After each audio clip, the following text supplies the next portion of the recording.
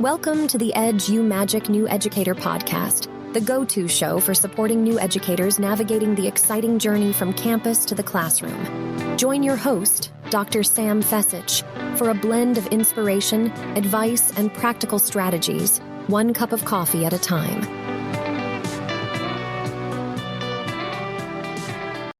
I'm Brian Stanton, host of Teaching While Queer, a part of the Education Podcast Network, just like the show you're listening to now. Shows on the network are individually owned and opinions expressed may not reflect others. Find other interesting education podcasts at edupodcastnetwork.com. Hey there, EduMagicians, it's Dr. Sam, and this episode is a shorty but a goodie. So back in June, I put out an EduMagic Podcast listener survey. And in that survey, I had several questions like how often do you listen? What topics are you interested in? What's your role in education? And the last question I had listed was, how can I best serve you this summer? What are some topics you're interested in? And today's episode is just about that one question that was asked. There's one participant who shared, how do teachers enjoy summer, but also prepare for next school year? And if you've been following me on Instagram, you know I've been posting some little reels about just that feeling where you walk into Target and there's all the back to school stuff. You're like, oh no, it's only July. What's going on? I still have several weeks of summer. And teachers, trust me, I feel that. We all feel that feeling of, I still have so much summer left, but I should also start planning for next school year. Now, if you're like me, I have a really hard time focusing on like family time without like work kind of creeping in. So for example, if we're sitting down and watching a movie, I'm like, oh, I should maybe work on that email, or maybe I should check this discussion post, or maybe I, should make sure that student's doing okay. Sometimes you just got to take a breath and relax. So what I started doing, I have two strategies I want to share with you. The first is I set up time in the morning. I'm really good at working in the morning. I feel like at 2:00, I am done. Sometimes it's noon, but that's okay. So I'll set up time in the morning and I'll have a prioritized list of things I would like to get done. And throughout the day, I can add to the list because it's just on my computer. I have it in a Word doc and I've tried so many different things. Like I've tried Trello, I've tried sticky notes, I've tried writing it down.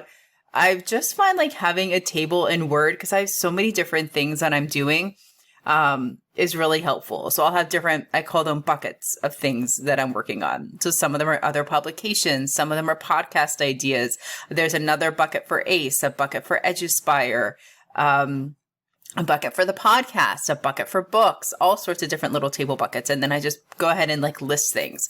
So I have that available, and I color code what I would like to work on that day. So today's day is the blue day. So I'll go ahead and look what I have to do and I highlight it in blue.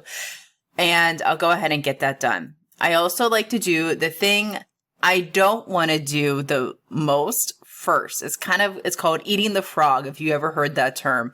So I'll go ahead and get the hard thing done first. So then the rest of my list doesn't look so daunting. And I'm not like thinking about like, oh, I still got to do that. Oh, I haven't done that yet. It's already done and it's out of the way. So it's done with. So I'll go ahead and I'll block off time in the morning. You might be really good at working in the afternoon or in the evening, whatever works for you, you do that. And set up some dedicated time to start planning, or to maybe jot down ideas, or set a timer to go ahead and look through that new curriculum, or look through your reflection journal from last year. So you have dedicated time to focus in on the upcoming school year or on your to-do list. That way, when the timer is up, or when the 2 hours are over, you've dedicated some time to some work. Now you can go ahead and enjoy your time with family and friends, hang out at the beach, go to that coffee shop, go to wherever you like to, whatever you like to do for the summer. And I have found that so helpful. It has helped me with stress and, just thinking about, oh my gosh, I haven't done this yet. Oh, I haven't worked on my schoolwork yet. But I have, and I put aside time to do that. So that's been really helpful for me. And I hope that that's a helpful tactic for you. Another one is keeping a little notebook or using voice memos on your phone.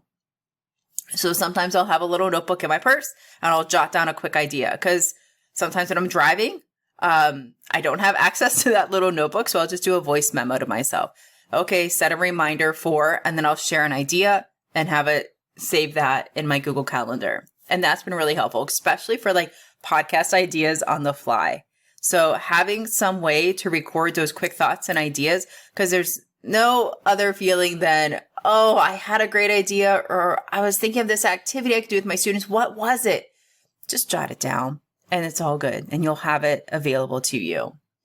And then the last thing I want to share is, before your 2 hours or whatever time you're allotting yourself to do some work focused in for next school year, is to do planning ahead for tomorrow or the next day that you plan to work. So go ahead and highlight what you want to get done. What you get done in that 2 hours is what you get done. And then go ahead and look through, okay, here are my top 3 things I want to get done tomorrow, and highlight those. So then when you open up your list, you have some focus items. So it's not like, oh, I have 20 things to focus on. Where do I even start?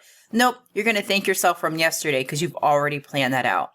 So I hope that those tips were helpful. It's kind of 2 or 3 tips. I apologize. So the first one would be, set some dedicated time during the week or each day that you can focus in on planning for next year, whether that is in the morning, afternoon, or evening, whatever works best for your schedule. Personally, I like the morning, so I can focus in on that.